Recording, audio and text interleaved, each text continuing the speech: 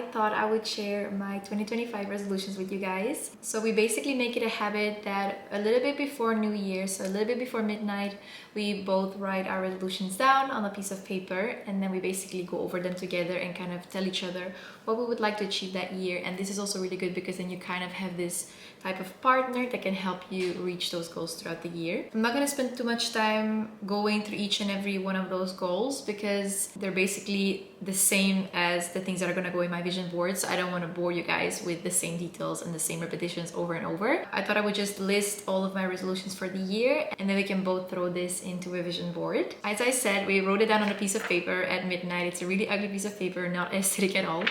But I'm just gonna go over them one by one so that you kind of get an idea of my goals for this year. The first one is to live in the moment more. This is something that is really important to me. I tend to spend a lot of time on my phone, a lot of time on social media, especially since this is kind of what I'm doing right now. And it is really hard, for example, whenever I travel, to actually appreciate what is right in front of me rather than thinking, okay, I need to take a photo of this. That's one, the most important one. And the second one is to have more me time, which means just taking care of myself more than I used to do. So that means skincare wise, but also taking time for myself to just relax and calm down. I really mean taking a time to read, taking the time to do hobbies. And you're gonna see later on what are those things that I would really like to do this year. My third one is to spend more time with my loved ones. I would love to visit my family more often. There's that. My fourth one is to explore my creative side. I'm not gonna give spoilers yet because you're gonna see this all in my vision board on what specifically I would love to do. But I'm really excited for this one, especially being able to live in nature and being able to explore my creative side that way is so much nicer than doing so in the city. And then a really basic one, of course, is to take care of my body/health. I really want to go for more walks during the day. In Barcelona, I did around 10,000 steps a day. I think it's going to be a little bit harder here since it's much colder through this time of year, but I really want to make sure that I get enough steps in and also that I get enough workouts in. And then in general also that means eating more healthy. Another one that I really was so excited for, especially because we moved here, is to start baking. So really start baking our own bread, start making our own pasta, start making basically anything from scratch. It's something that I also would just love to do as quality time with Gonzalo. And then one that I also put on last year but didn't really do is to read more often. I really love reading, especially romance, and I just realized that I really never took the time for it. Like the first weeks in January last year, I really made it a thing of reading my morning pages every day, which is something I'm currently doing again, but it wasn't really a habit that I was able to keep throughout time. So I would need to make sure that at least I read a few pages every day because it's something I thoroughly enjoy doing. In general, since we moved to Sweden, of course, I need to make it a goal of exploring Scandinavia, like in Sweden in particular, but I would love to explore basically everything that's around us by car or by van. One of those things, of course, means seeing the Northern Lights for the first time. I actually wanted to do it already this year, but since we just moved, I just wasn't really feeling like traveling anytime soon. So that is going to be for probably December this year, and I can't wait. Something I've been doing now for quite some time is putting vision boards together for the entire year. Visualization basically means that you imagine yourself in a certain situation that you would love to be in, and this basically helps you to achieve that specific goal. It was much easier to actually put the work in to achieve those goals, and I feel like visualizing this and actually making a vision board out of this really puts your goals into perspective. Makes it much easier, much more tangible to actually work towards those. So I thought I put together my vision board together with you guys because I feel like it's much more fun, and then I can also kind of explain my thought process behind each and every one of those goals. So I actually thought it might be a nice idea at the same time make your vision board together with me. In that case, I would recommend to pause the video right here, take a few days or take a few hours to look through your goals, make a little board on Pinterest full of your goals, and then also throw them onto Canva with me here on YouTube. I'm super excited to show you all of my goals. So let's get started. So the last couple of days I've been kind of saving some pins on Pinterest just to kind of get the general vibe and for me to be able to choose more easy which ones of those I want to prioritize and put into a vision board. As you can see, I have quite a lot. It's just something that I have. Every time I'm on Pinterest, I just can't stop scrolling. I tend to lose a lot of hours like this. I hope I'm not the only one. But this is kind of the vibe that we're going for. So I have a bunch of trips that I want to do. I also have a lot of quotes because I feel like those are really important for me to kind of have some affirmations reminding myself of certain things. And this is kind of the vibe. So now let's throw all of these into a vision board. So I have to say that my goals for 2025 haven't really changed that much compared to 2024. And that's also why my vision board is not going to be as different from the one of last year. So the thing is that many of my goals were things that I want to continue doing or that I just want to repeat this year. And in addition to that, many of these things take time and I just haven't fully achieved in 1 year. So I want to make sure that, for example, this year I will, or the next year or whatever. Many of them take time and I just need to tell myself that it's okay that it takes longer than a year. And it's something that I honestly didn't really understand before. So this year I put so much pressure on myself because I felt like I needed to achieve all these things within the year, which didn't really have a positive effect on me. And since I want to prioritize my well-being this year, I basically want to make sure that while I make my vision board, I tell myself that it's okay that it takes a little bit longer than a year or a little bit longer than expected. And that's also why the first thing I will add to my vision board this year, it basically says it's okay if it takes a little longer than you thought. And I feel like this is one of the first things that I need to add to my vision board, as this is one of the most important things that I need to acknowledge, because it's very, very easy to kind of push yourself into achieving all these things on your vision board within the year, and it puts a lot of pressure on people. I want to make sure that that doesn't happen to me nor to either of you. So that's the first thing I add to my vision board for the year. And then next up we have here Lofoten, because it's my dream this year to visit Norway, and more specifically the Lofoten. It has been on my bucket list for a while now, and since we moved to Sweden, I think it is a very possible thing to do this year and something that I definitely don't want to forget doing. And in relation to this, I actually would love to travel throughout Norway in a mobile home or a kind of van that is turned into a bedroom as well, because I think it's something really unique and it's something that I've never done. Next up, Copenhagen, because I really would love to visit Copenhagen this year, catching enough sunset this year as well. I really love sunsets, I really love sunrises, so I want to make sure that I take enough time to actually watch them. And then my sister is getting married this year in May, and that's something I'm really, really looking forward to. So I just can't wait to help her get dressed and just get ready together. That's gonna be a really big part of my 2025. For here we have Disneyland Paris. I already went when I was really, really young with my parents, but I really would love to go again this year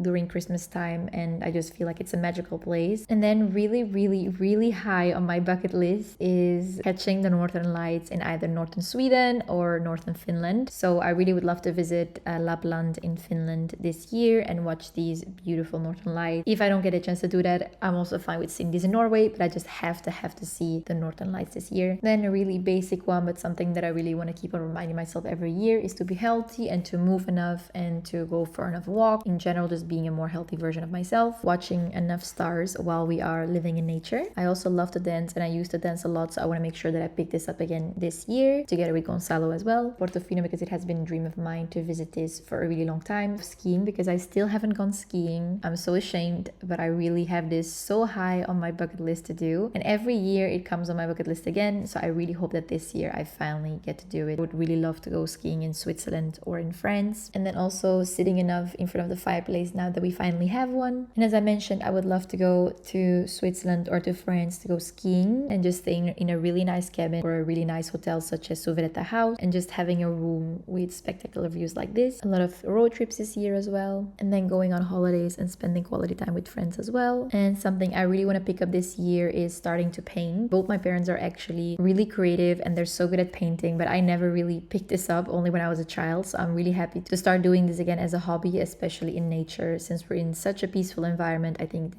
this is a perfect place to start doing this and exploring my creative side. Eating more veggies, especially greens, definitely puzzling more as well. Swimming in all the amazing lakes around us and throughout Scandinavia. Visiting a lot of museums like I did last year, because I really enjoy doing this. Staying in a cute cabin in Denmark throughout summer. Collect more antiques and go to vintage markets. I love doing this so much. And then a really, really important one is to turn our really lovely attic here at home into a super cozy space, kind of in this vibe. Do more skincare and really take care of myself. Bake more often, and just in general prepare a lot of homemade food. Visiting Lapland in Finland. Being more in nature, just in general doing the things that I used to do as a child, and just really embrace my younger self again. Wear cute classy outfits whenever I'm going to the city. Spending a lot of time in our country house here, and hopefully one day having a cute little cottage like this. And in general, reading more often and doing so in nature. More romantic homemade dinners at home as well as in restaurants. On top of swimming in lakes, I would also just love to do some water sports as well as just boat rides, because I feel like it's really romantic, especially as dates. Continuing to spend quality time with Gonzalo, of course, and and going on a lot of trips with him, spending cozy nights and cozy days in our lovely home and really enjoy while we're here. Something I really want to do this year is make our own pasta, since I love pasta so much, and really just eat fresh pasta whenever I do eat pasta. Something I really wanted to start doing this year is I'm a person who keeps all these little memories from every trip, from every date, and I thought it was really nice to start making collages / little scrapbooks of all these memories together, because I think it's going to be much more fun to look at it a few years from now. I hope to see a lot of animals / beautiful butterflies throughout my time here in Sweden, so I'm manifesting that, swimming in the rain, just really enjoying and appreciating the sun. Okay, so now I basically put in all my visions for the year, and I'm also going to start adding quotes to this, but let me just kind of clean up a little bit to make sure that everything fits nicely.